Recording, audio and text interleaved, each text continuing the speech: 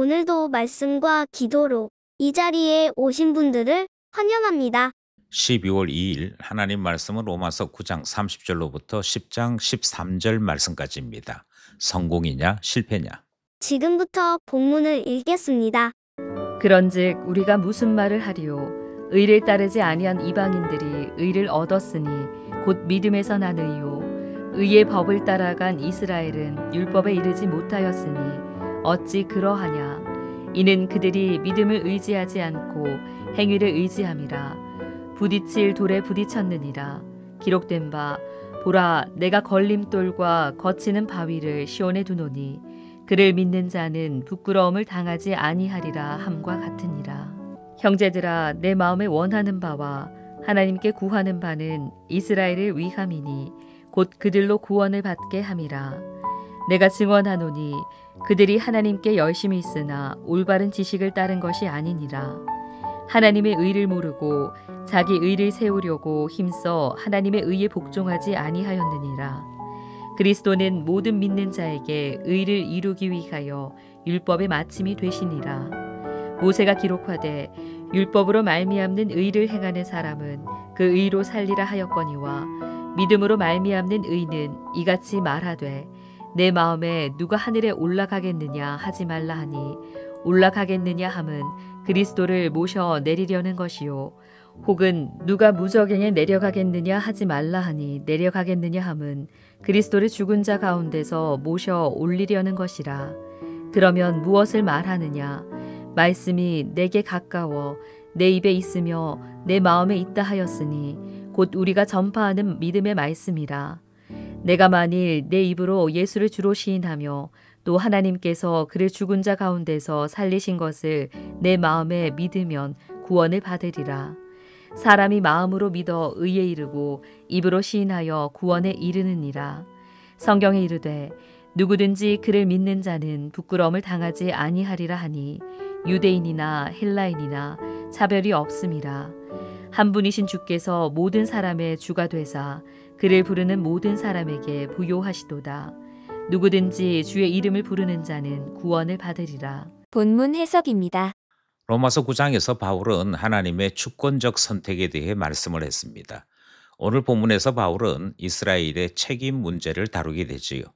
하나님의 주권과 인간의 책임 이 두 개는 서로 충돌을 일으키는 것 같은데 오늘 본문에서는 조화를 이루면서 구원의 핵심이 행위가 아닌 믿음에 있음을 우리에게 가르치고 있습니다.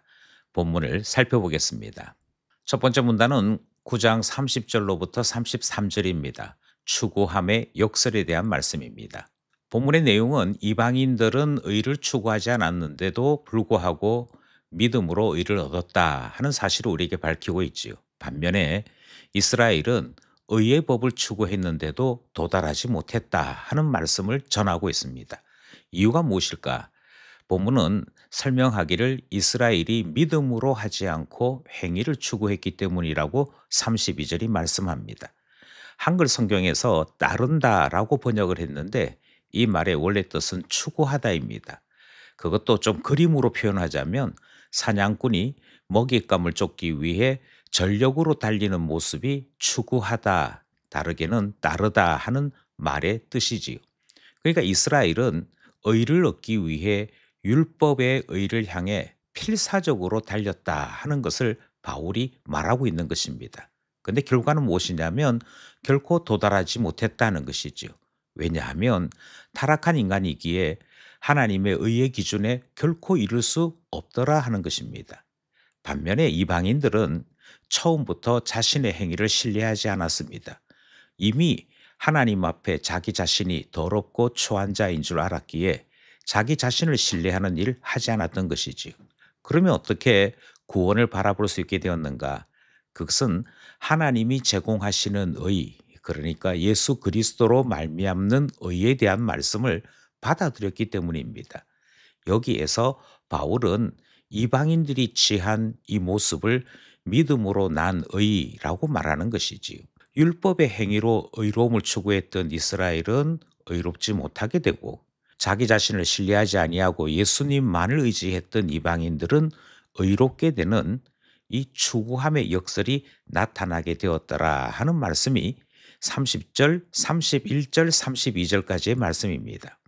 33절은 조금 깊은 묵상을 요구하지요. 이 33절 말씀이 기록된 바라는 말씀으로 시작합니다. 그러면서 이사야 8장 14절과 28장 16절 말씀을 인용합니다. 여기에 인용된 말씀이 무엇이냐면 시온에 놓인 돌이 있는데 이 돌은 걸려 넘어지게 하는 돌이자 믿는 자에게는 부끄러움을 당하지 않게 하는 모퉁이 돌이 된다라고 말씀합니다. 그러니까 한편으로는 걸려 넘어지게 하는 것, 한편으로는 부끄러움을 당하지 않도록 하는 이중적 성격의 돌이 있다. 이렇게 말씀을 한 것이지요. 이것은 십자가에 달리신 예수님을 예언하는 말씀이었습니다. 유대인들에게는 율법의 기대와 다른 예수님의 모습에 그들이 걸려 넘어지고 말았더라 하는 것을 말씀하는 것이고, 이방인들에게는 예수 그리스도로 말미암는 의를 바라보게 되었으니 그들이 부끄러움을 당하지 않게 되는 놀라운 구원을 누리게 되는 것, 그것이 33절 말씀의 결론인 것이지요. 의를 추구하던 이스라엘은 의롭지 못하게 되고 의롭지 못한 이방인은 오히려 믿음으로 말미암아 의롭게 되더라. 이 사실을 가르치고 있는 첫 번째 문단 말씀이었습니다. 둘째 문단은 10장 1절로부터 4절입니다. 지식 없는 열심, 자기 의를 세우려는 시도.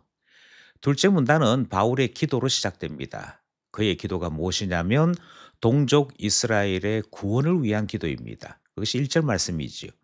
그리고 2절 말씀에서 바울은 유대인들이 하나님께 대한 열심이 있음을 인정하면서 동시에 그 열심이 올바른 지식에서부터 나온 것이 아니다라고 하는 지적을 합니다.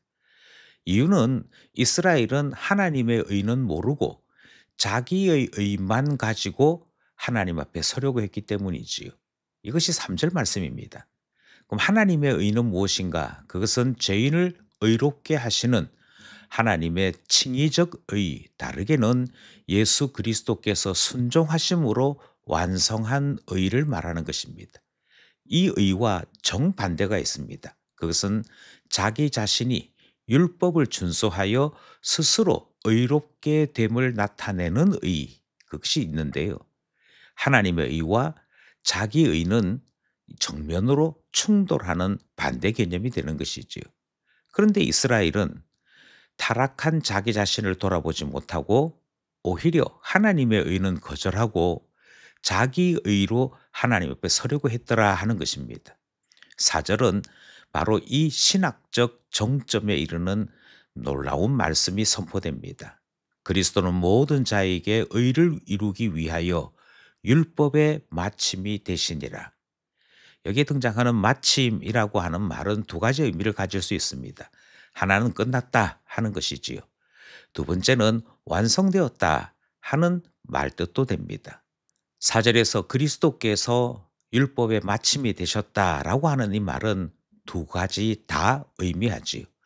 율법이 요구하는 모든 것을 다 끝내셨다 하는 의미도 있고 율법이 요구하는 것을 마침내 완성하셨다 하는 의미도 있어서 율법의 완성이요 마침이 되시는 예수님을 소개하므로 사람의 행위로는 이루지 못했던 의가 예수님을 통해서 이루어질 수 있음을 말씀하는 것. 여기까지 둘째 문단 말씀이었습니다. 셋째 문단은 10장 5절로부터 13절입니다. 가까이 있는 구원. 셋째 문단은 유대인들이 그렇게도 자랑할 때마다 인용하는 율법의 교훈에 대한 말씀으로 시작합니다. 그 시작이 모세가 기록하였으되 라는 말씀으로 시작하지. 그러면서 레위기 18장 5절과 신명기 30장 11절로부터 14절의 말씀을 대조적으로 인용합니다. 먼저 율법에 대한 말씀을 이야기하면서 율법을 행하면 의롭게 살 수 있지라는 말씀을 전합니다. 그러니까 율법을 통해서 의로움을 나타낼 수 있고 그 율법을 행하면 의롭게 살아갈 수 있지라는 말씀을 전하는 것이지요. 그런데 이 말씀에는 함정이 있습니다. 율법의 의를 완벽하게 온전히 이루어야 합니다. 이것이 불가능하다 하는 것이지요. 반면에 믿음의 의가 6절로부터 8절 사이에 기록되어 있습니다.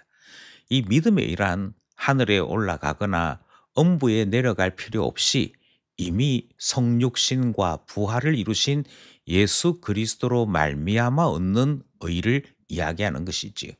곧 믿음으로 얻게 되는 예수 그리스도의 구원을 말하는 것이 믿음의 의에 대한 말씀입니다. 8절에서는 믿음의 의를 취하는 과정을 소개하고 있습니다. 8절 말씀에 말씀을 가까이 하는 것이 믿음의 의를 취하는 한 요소로 소개되고 있죠.